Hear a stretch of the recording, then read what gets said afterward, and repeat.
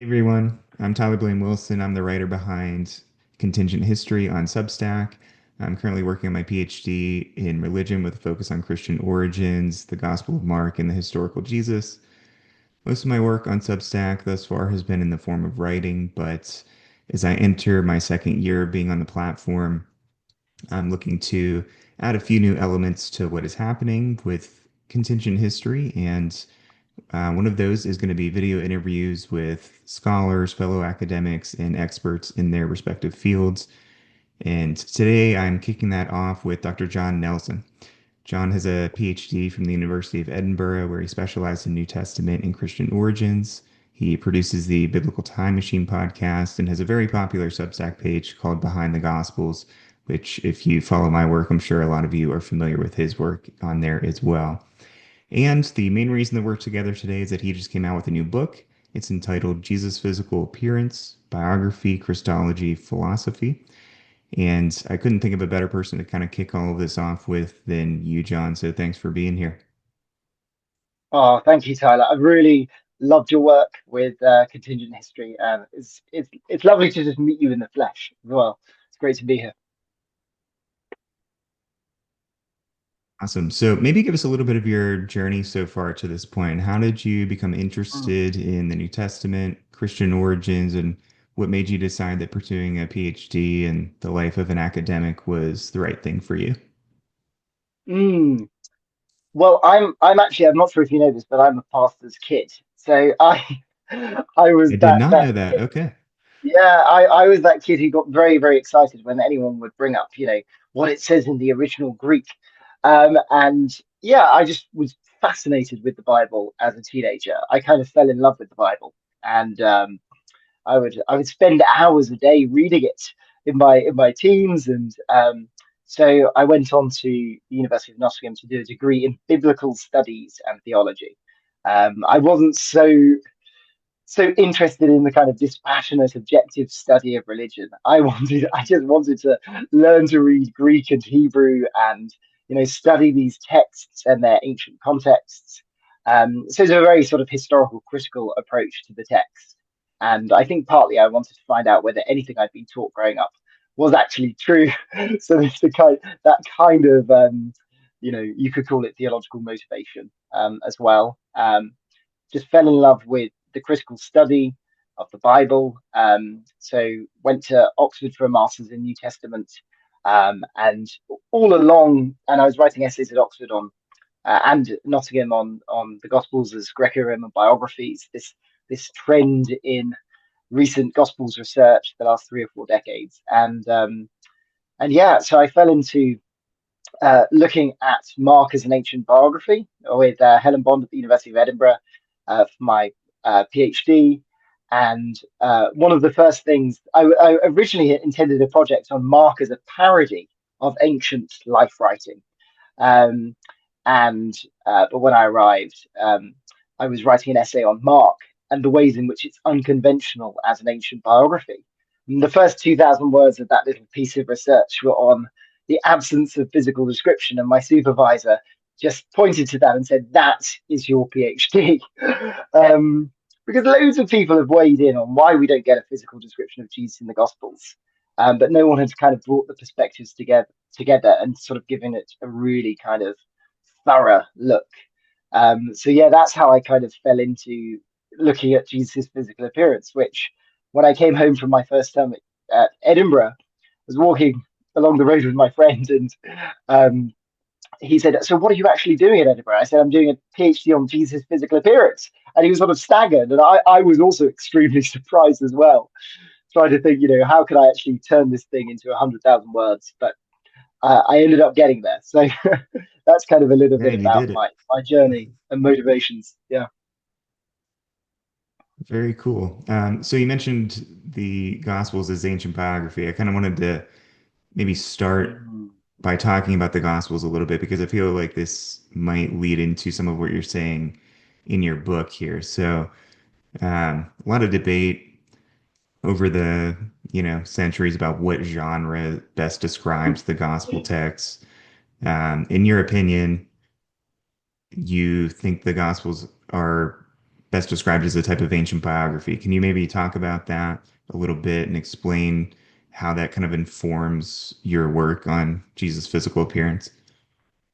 Yeah, it's one of these strange turns that has taken place in scholarship that now generally they're regarded as some form of ancient life writing or bioi, which you might think of biology or life. These are lives, ancient lives of their subjects, and um, we it's a very traditional opinion in some ways. I think it's Justin Martyr who talks about the Gospels as the memoirs of the apostles, and just as we might think of something like the memoirs of Socrates by Xenophon. Um, in the 20th century, and I think this was partly theologically motivated and partly motivated by sort of an approach to oral tradition behind the Gospels. Many scholars started to see the Gospels as a kind of unique literary genre, which is very fitting because if you think, Jesus is a unique figure in history, then we have a unique genre by which to sort of um, contain Jesus. Um, but there are a kind of a few problems with seeing that. I mean, there is no gospel literary genre in the ancient world. And the problem is that just these texts look like other ancient biographies or ancient sort of texts focusing on the narrative of a single individual. And so this is a kind of genre which emerges from the Greek world. Jews weren't really writing biography, which is kind of interesting. I mean, we kind of have little biographical vignettes in the Hebrew Bible, but even in rabbinic literature, there's not a kind of they have all the materials to compose the lives of ancient Jewish figures and rabbis, but they just never take that route. So it seems like something that was really quite distinctive um, to the Greco-Roman world. And obviously, by the time that the Gospels are written, the Jewish world, the Judaism is enmeshed within that Hellenistic world, and so the Gospels decide to sort of write their own narratives. I don't want to be too, I think, specific about what sort of ancient biography there are. I mean, there are sort of huge lists of catalogues that scholars have constructed of sort of different forms of ancient biography, but they're always sort of somewhat artificial. I mean, I think biography is a very fluid genre in the ancient world. So there are some biographies like the first century, possibly first century life of Aesop, the fabulist, who and it's highly fictional. And then there are sort of more historically oriented biographies. You might think of the sort of the more chronicling, collected biographies of Cornelius Nepos or the lives of Plutarch and Suetonius. But even Plutarch treats figures who we would probably say didn't exist. So like Romulus and Remus or whoever. So Sure, yeah. it's a very fluid genre. And when I talk about the Gospels as biographies, I'm just really trying to say that they are narratives of an individual, not always narratives that we would expect. For example, Mark begins in media res, as they say, in the course of the narrative, and this was sort of perfectly acceptable to an ancient biographer. But if we were writing a biography today, we might want to start with some sort of proper background. So we've got to be careful about not imposing our ancient expectations onto the genre of biography. But how this links into the thesis is that not all ancient biographies include descriptions of their subject, but descriptions were very important. And what I did was I read sort of all of the complete biographies 400 years either side of the Gospels, kind of ending with kind of the emergence of Christian biography proper. So I didn't look at those. And what I found was kind of surprising because I found that every ancient biographer described at least some of their subjects. So we could put it this way that the evangelists are the only ancient biographers not to describe their subject at all. You might say, okay, that's not so surprising. But what's kind of makes this a little bit more surprising is that divine men, so we might think of Philo's Moses or Caesar's Augustus or Philostratus's Apollonius of Tyana. All of these figures are described. You expect a divine man to be beautiful. Um, And also kings are also commonly described. And at least, by the time we get to Matthew, it's very clear that sort of Jesus is this royal Davidic Messiah. Of course, David was beautiful, but there were also other types. By this time, Moses is being described as beautiful. So and you of course have other Jewish molds in which Jesus could have been cast, like, famously the suffering servant of Isaiah. So we've got all these potential models, and you kind of just expect the gospel writers to fit Jesus within that mold, and they don't do so. So that seemed like quite a good place to construct this enormous argument from silence. Yeah.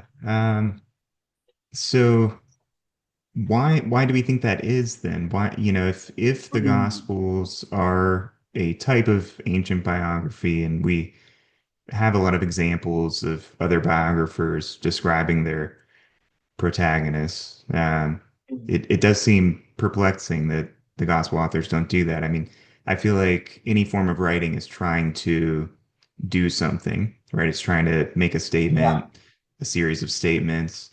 And if you're doing a biography in the ancient world, you're tending to try to make a statement about a particular person. And it seems to me that describing the physical appearance of somebody is like a really sturdy literary tool in the hand of an author Mm. that they could use to kind of further, promote that protagonist in some way. But um, yeah, it is perplexing. The gospel authors don't do this. So do we think that that's because of uh, something relating to the direction the genre of biography was going, or is there some other reason that you think that is essentially absent from the Gospels? Yeah, I think we have to think about, if biography is a very fluid genre. We have to think about how are the Gospels adapting biography to their own ends, or how are the evangelists doing that? And so I kind of try to look. I looked for some reasons why biographers might not always be describing their subjects. So, Plutarch, for example, likes to describe his kings, if only to show that they don't actually live up to their appearances. There is this kind of ancient physiognomic mindset in which sort of kings are, by nature, by physis, um, naturally beautiful, and so sort of destined to rule. You find that in Philo's Life of Moses, where he has sort of been photoshopped into being beautiful by Philo. So Plutarch will describe his kings, but when he comes to other subjects, he doesn't really care. And we know why he doesn't care, because he says, actually, I don't really place so much value on looks as other people. He doesn't seem to be entirely on board with this physiognomic consciousness, as classicist Elizabeth Evans called it. So you've got those kind of maybe philosophical concerns going on in the background for some authors. It also depends on the type of narrative that they're constructing. So I found that lives of philosophers are much less inclined to describe their subject's appearance than other lives. And okay, sort of, the bell is going off, because obviously these gospels are lives of a teacher. They're not only lives of a teacher, they're lives of a teacher who has some quite critical things to say about physical appearance. Whenever Jesus is talking about physical appearance, it's almost always in negative terms. He's thinking about the ways in which people are, worrying about their body, worrying about what they wear, or are concerned to sort of like express their religiosity through their attire, or maybe they are the sort of the decadent wealthy. He contrasts. He says, when he's talking about John the Baptist, I think in Q material, he's like, what did you expect to come out and see? A kind of reed blown in the wind, someone who is living in luxury in fine palaces, and he's clearly in the background of that is kind of John's own shaggy, disheveled appearance. And he says John is greater than any man who's, to come at the last stage. So he's got some quite critical things to say about physical appearance. So maybe that's contributing to the sense that the evangelist couldn't just turn around and go, oh no, but Jesus conformed to these elite Roman male expectations about what it was to be beautiful. So I think Gender also comes into this, and I looked at kind of constructions of Jesus' masculinity in the Gospels, looked at certain ways in which Jesus certainly is not a kind of manly man. And so, in some ways, it doesn't give even Jesus' kingship. I've said that these are lives of a king, and yet it's a king with a crown of thorns. The only time he wears something that is kingly, his purple, robe in Mark, um, it's ironic. So I think these would have presented a bit of a challenge for the gospel writers to turn around and sort of cast Jesus in the familiar molds. I think also, though, it's got something to do with their genre. So one of the main arguments in my second chapter is that the Gospels are doing what I call indigenizing biography. So I kind of thought, what are some of the ways in which Jews engage Greek genres in the ancient world? And there's I kind of isolate two approaches. So there are Jews like Philo in his Life of Moses, who kind of have a very clear understanding as elite Jewish authors of what a Greek genre demands, and then they go after those conventions. So you think about Philo beginning his Life of Moses with Moses' noble ancestry, which is sort of partly just concocted. And he says, I'm going to begin where it's necessary to begin with the birth and the ancestry. Then he gives Moses this kind of beautiful physical appearance. And then he lists his virtues. So Moses becomes this kind of perfect Greek gentleman who kind of embodies kalos kagathea, the beautiful and the good. Um, Whereas there are other ancient authors who they will look at the Greek genre, but they will kind of draw on their own narrative prototypes from Jewish culture, and not so heavily lean on the sort of the Greek style conventions. And I'm arguing that the gospel writers are probably similar to the latter, to these indigenizing authors, that they do take on a Greek genre, but the way that they engage that Greek genre is in a very kind of scriptural, in a very Jewish style. So you think about their opening, the titles are added later, but you think about the opening sort of incipits. They read a lot like the books of the Hebrew Bible as functioning as titles. They have this very indirect style of characterization, which is really interesting because often you have in Greco-Roman biography, this person is virtuous and so on, and their appearance is complementing that kind of more direct form of characterization. The gospel writers don't have a very direct form of characterization. Um, and they have this authorial voice, which is very distant, maybe apart from Luke's preface, apart from maybe the end of John, where we do get a bit of an intrusion about, the beloved disciple behind this text and so on. But on the whole, they are quite, their authorial voice is quite muted.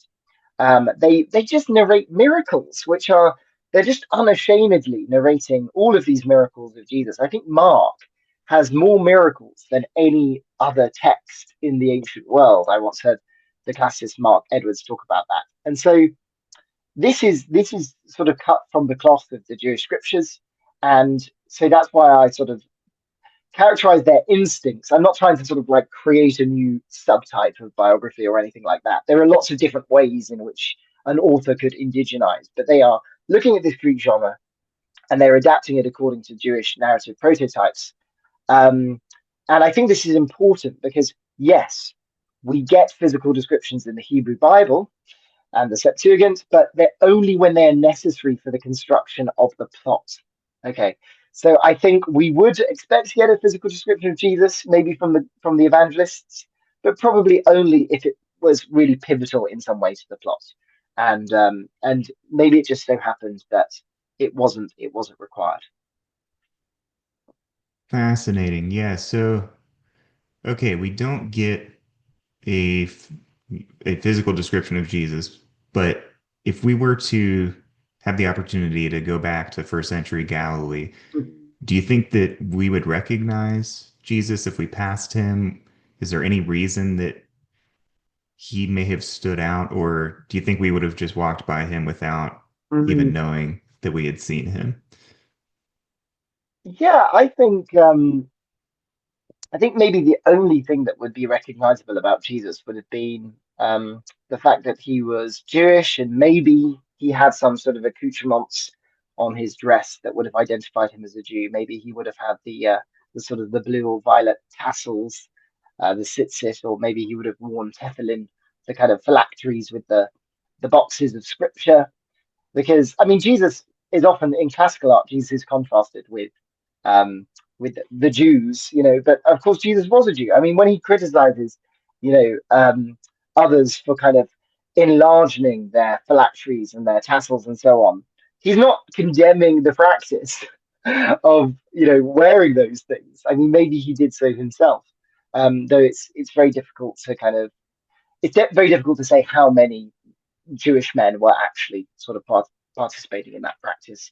Um, but otherwise, I think the striking thing is that today there are all these sort of stereotypes about Jewish appearances, and they don't show up in ancient texts. Okay, so Roman authors have lots of negative things to say about the Jews, but they never say, "Oh, and the Jews." They never launch the physiognomic critique that sort of, "Oh, Jews look different and Jews are not like us," or whatever it is. So I think that suggested to a few people that maybe Jews just look like everyone else in the ancient, Mediterranean world, the sort of ancient Near East, and maybe they weren't that exceptional in their appearance. Um, John Chrysostom made the argument that Jesus probably was just average looking because Judas, when he identifies him not by saying, "Oh, look, that's the especially tall and handsome one," or "the especially ugly one over there," but he just identifies him with the kiss. Now, it is dark and everyone has distinctive features. And so once we saw Jesus, we would have been able to see him again. But I mean, I don't know. I think some people have wanted to say, we know that Jesus was just an average looking guy. And the reason is, oh, because they don't say that he was beautiful, or they don't say that he was like the suffering servant. But I think they had potential reasons not to include those things, even if Jesus was, say, you know, non able bodied, or if Jesus was particularly handsome. I think that there are reasons why the evangelist might not have wanted to cast him in those molds. And I think the kiss thing is so just like it's so evocative of Judas's betrayal. I don't think we can run with John Chrysostom's argument for a kind of average looking Jesus too much. Sure.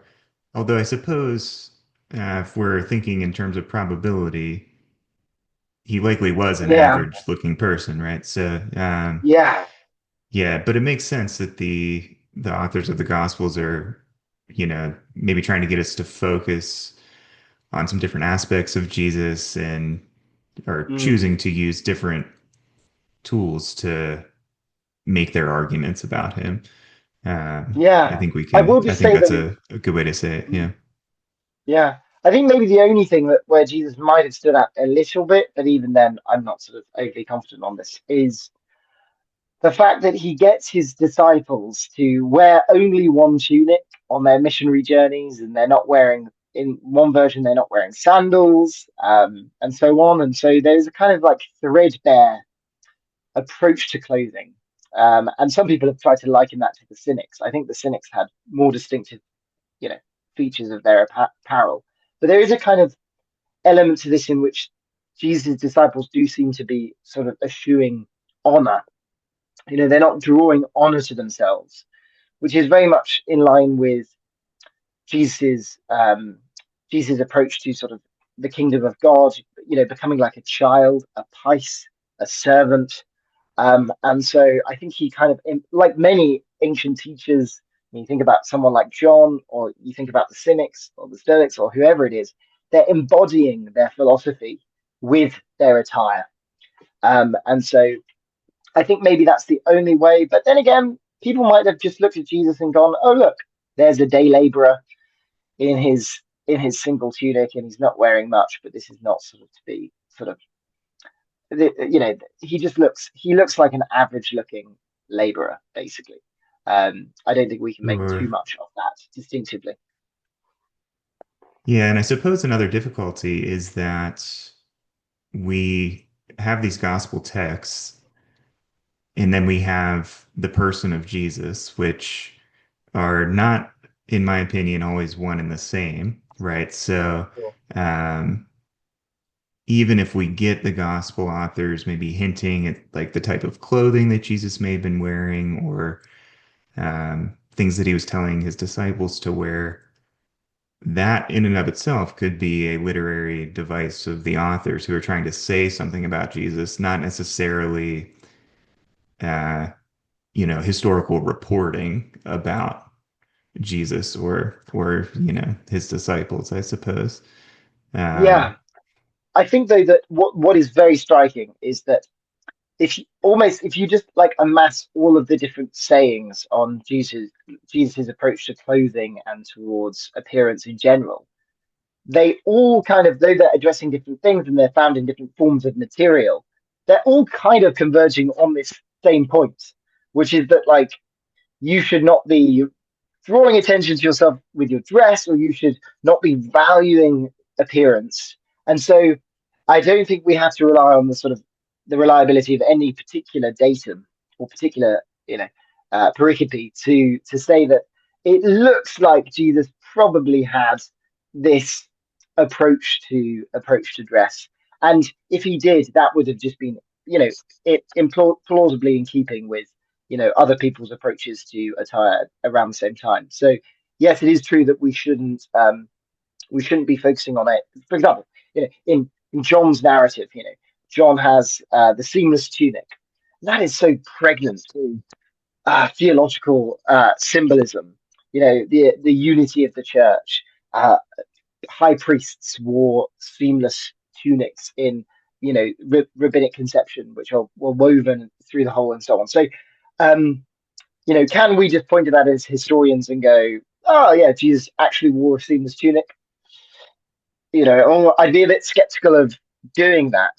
But what I would be saying is that maybe he was remembered as the sort of person who could have worn a seamless tunic, which is really interesting when you look at like seamless tunics and from the near the dead that have been found near the Dead Sea. These are like super simple garments.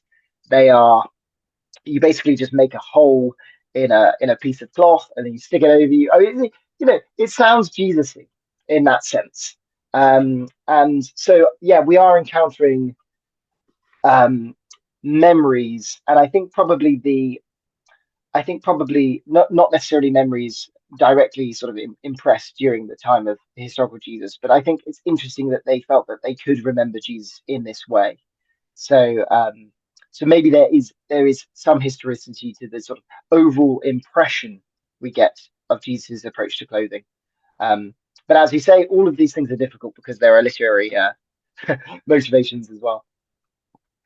Sure, yeah. I think those are good points, though. Like the impression of Jesus' appearance maybe coming through in the gospel text, Mm, despite some of these difficulties that we might encounter trying to analyze those texts. yeah. So you wrote a Substack post earlier this fall. I think it was entitled something like "Was Jesus Short?" And it analyzes a passage from the Gospel of Luke, a very well known Sunday school story about Jesus and Zacchaeus. Tell us a little bit about that. Yeah, I mean, Luke 19:3 is a fascinating verse because it says that, Zacchaeus wanted to see Jesus who he was, but he was not able because he was short in stature. And what you're immediately thinking is, who is he? Who is short in stature? Now, as far as I'm aware, everyone until the 20th century read this in reference to Zacchaeus. Um, and but there is a sort of current of a few scholars who have argued that maybe it is Jesus who is being described as short. I mean, the best treatment of this is by Isaac Soon at UBC in Canada. He's an assistant professor there, and yeah, he argues that if Jesus was short, this would fit Luke's interest to present Jesus as a kind of Aesopic or maybe Socratic-like figure.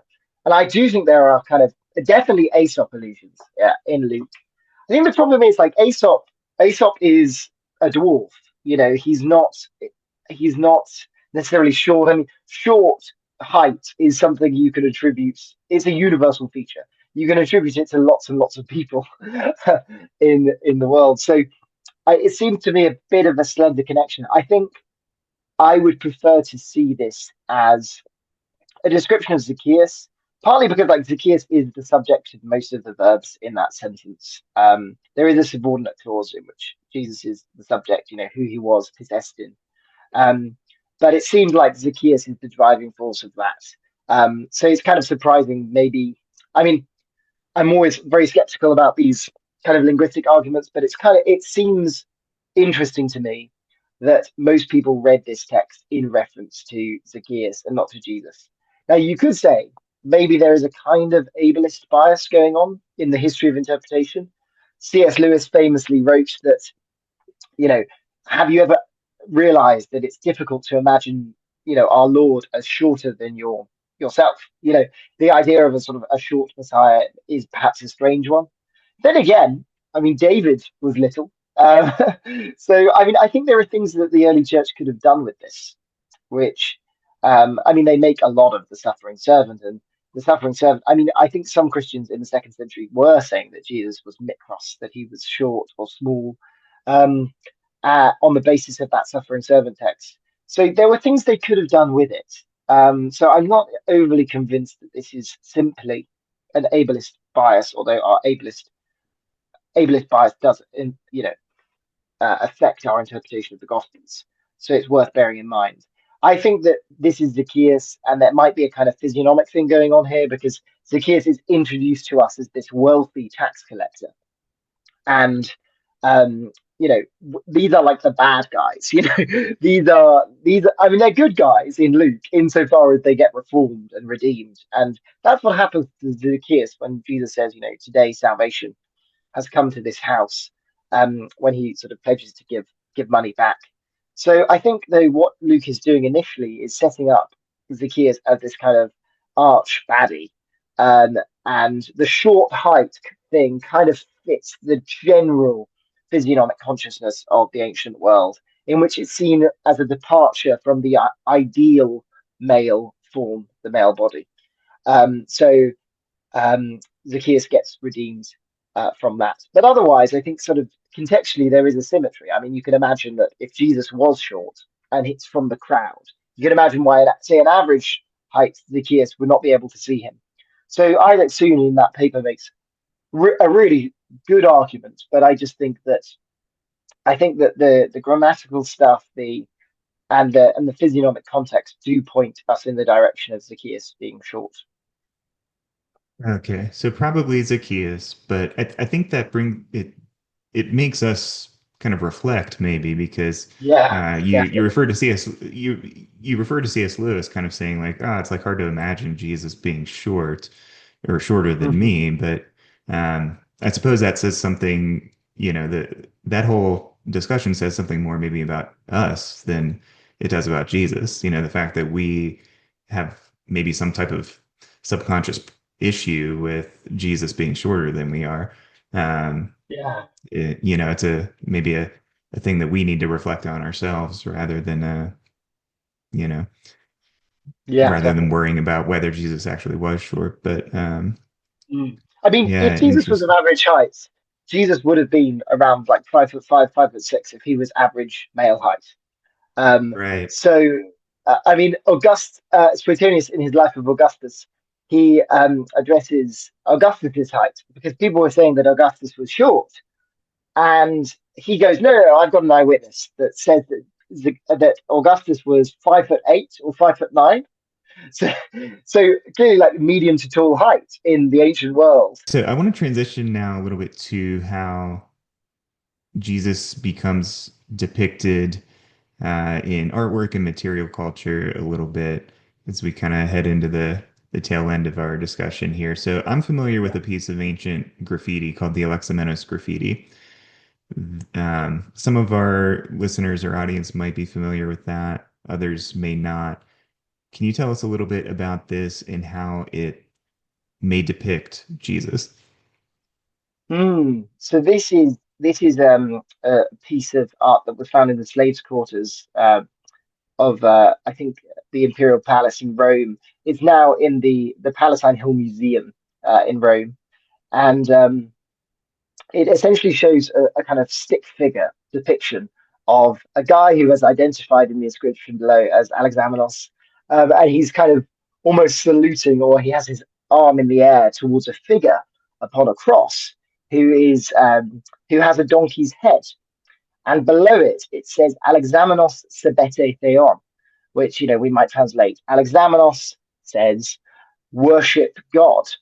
So this is clearly an image which is mocking someone called Alexamenos. Who is he? He might be a convert to this new Christian sect, um, and he's being mocked for worshiping a donkey, which may reflect sort of shame around crucifixion, the absurdity of worshiping a divine figure who is crucified.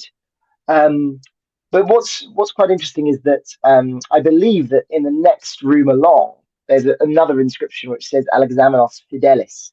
I haven't looked into that in that much detail, but if that is there, then it sort of says Alexamenos is faithful. He sort of perseveres in his faith. It's kind of significant though because it's our earliest or one of our earliest um, depictions of Jesus. Obviously, it's not a realistic depiction. You get Jesus with the donkey's head, but it is a fairly early depiction, late second century or early third century.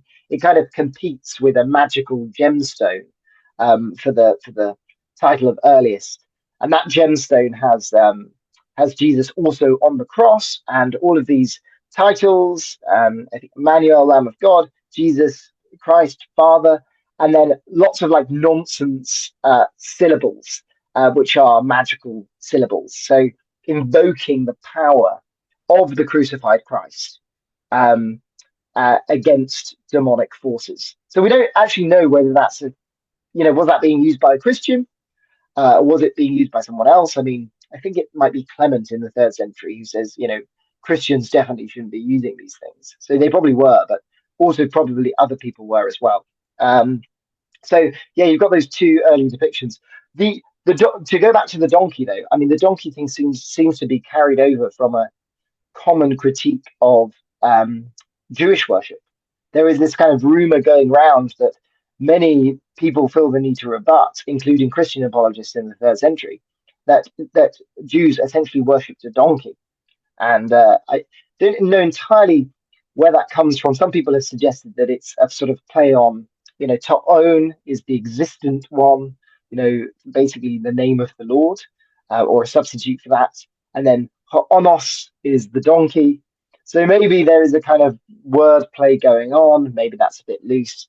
But yeah, certainly many pagans believed that Jews worshipped a donkey, and it's difficult to know whether they believe that or whether this was just like a kind of slur, like an anti-Jewish slur.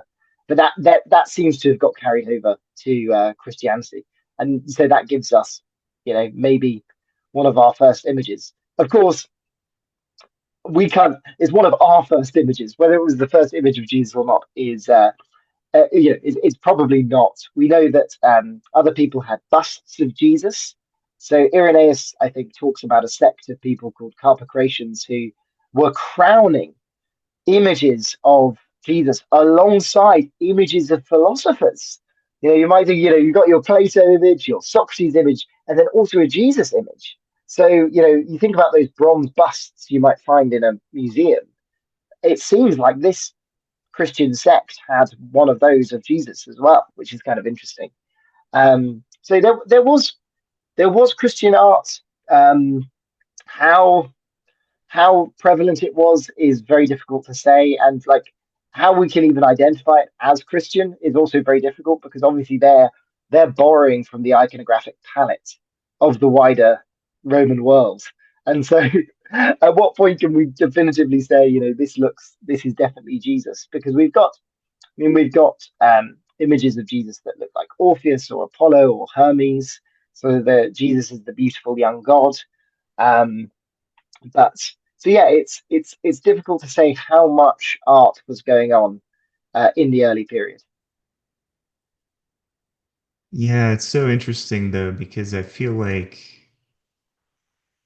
Jesus has been has been depicted in so many different ways throughout history, I think. Mm, And I think it's easy to maybe look at like Jesus films today or something, or artwork of Jesus in the modern period and think, we've, kind of made him in our own modern image in a way, a good looking guy who's tall, something like that.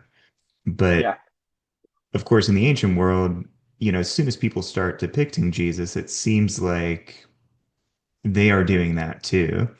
yeah. I saw some artwork in Roman catacombs uh, Mm, years ago when I visited there, and Jesus pops up in that artwork and looks, very Roman, just like a normal Roman guy that you would see. Uh, yeah. and it's there are contextual reasons for that. I think the artists making that were, familiar with a type of person, a type of stereotypical representation, and they're kind of uh, blending Jesus into that in a way. But do you think Mm, do you think there are any harmful aspects maybe of making Jesus in our own image in that way, or is this something beneficial that we're doing, kind of like yeah, making him real to us, you know? yeah, because it's obviously a little bit of a cliche that was it Voltaire who said that God made us in his image and man returned the favor. I think that might be an apocryphal thing, but you could say the same of Jesus. Um, and in a way, you could imagine this would be extremely beautiful.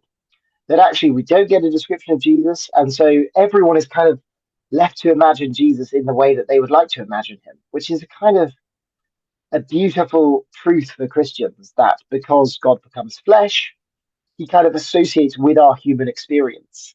And so it's kind of a beautiful thing that Christians are able to imagine Jesus as one like them in whatever culture or level of ability and so on.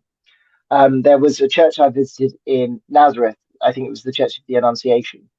And all around the sort of the peristyle of the courtyard, there were these images of Jesus from different countries. And so, in one, Jesus looks like a Hindu deity.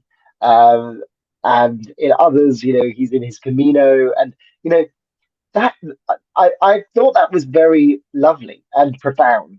But of course, we know that that's not actually that a kind of fair representation is not actually represented in the history of Christian art.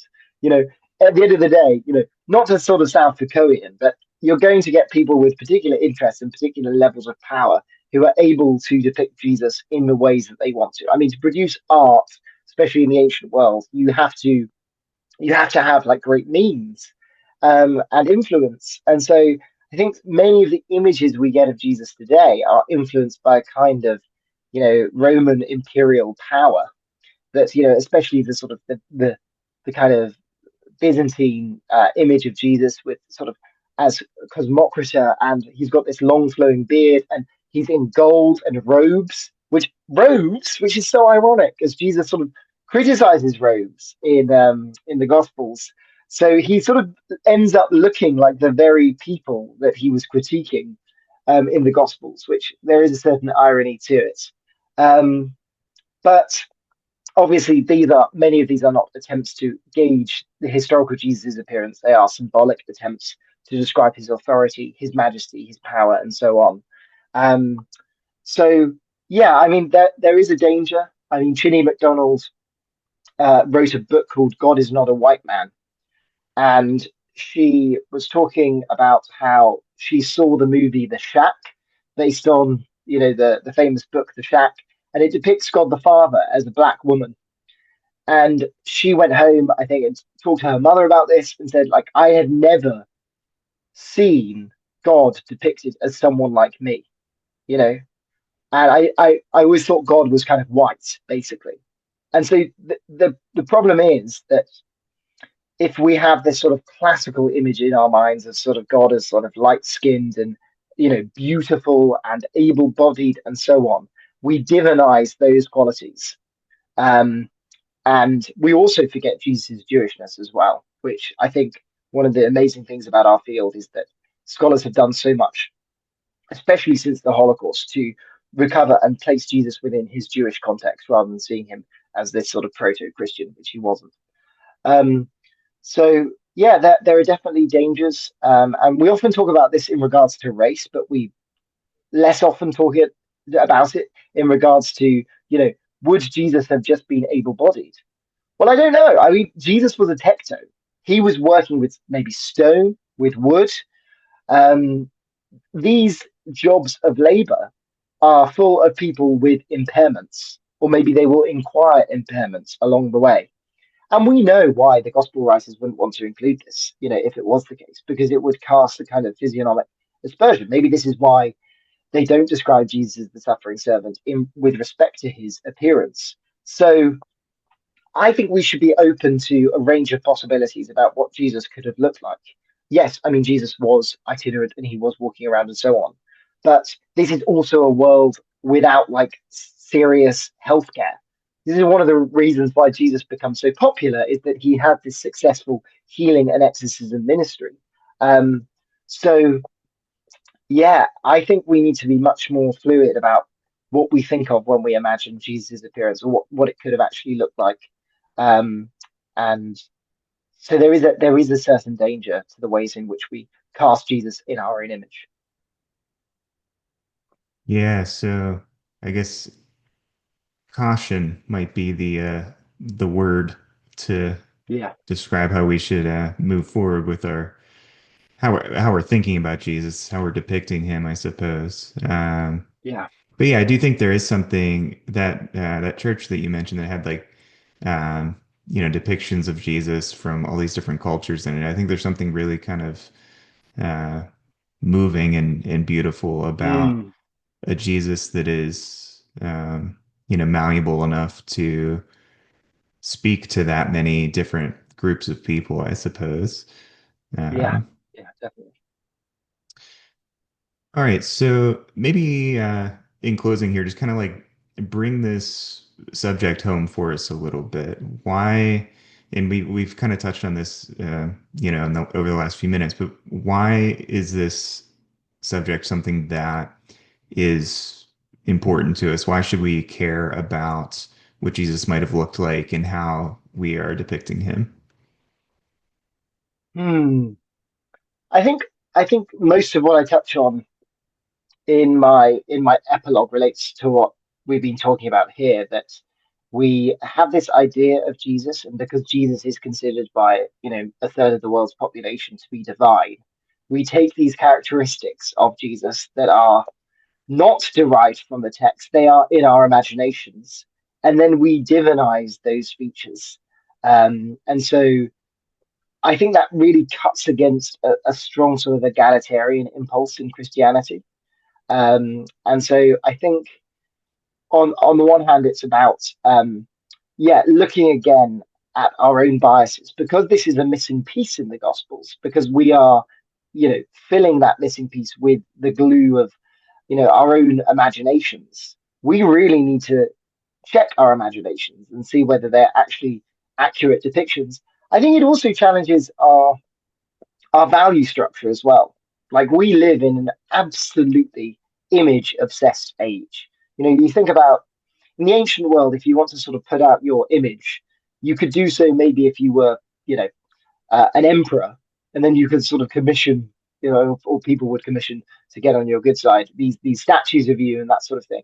But you think, and those statues were just representations. They weren't who the emperor really was. They were stylized and idealized. But you now think we can all just go on Instagram or Substack or wherever and give people a representation of ourselves.